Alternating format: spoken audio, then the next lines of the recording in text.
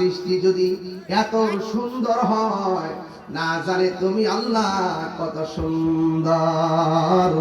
এই জন্য আল্লাহ এই বডির মধ্যে, এই চেহারাটার ভিতরে এমন একটা কপাল দিয়ে দিয়েছেন।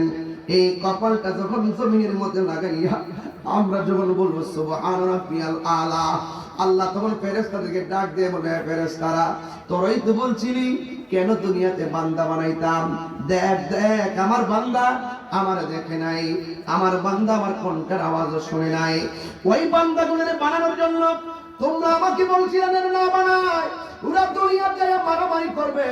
আমার আল্লাহ বলেন ক্বালা ইন্নী আ'লামু মা লা তা'লামুন, আমি আল্লাহ যাহা জানি তোমরা তা জানো না। দেখো দেখো এই বান্দাগুলো আরামের ঘুম হারাম কইরা দিয়া বিছানার বিল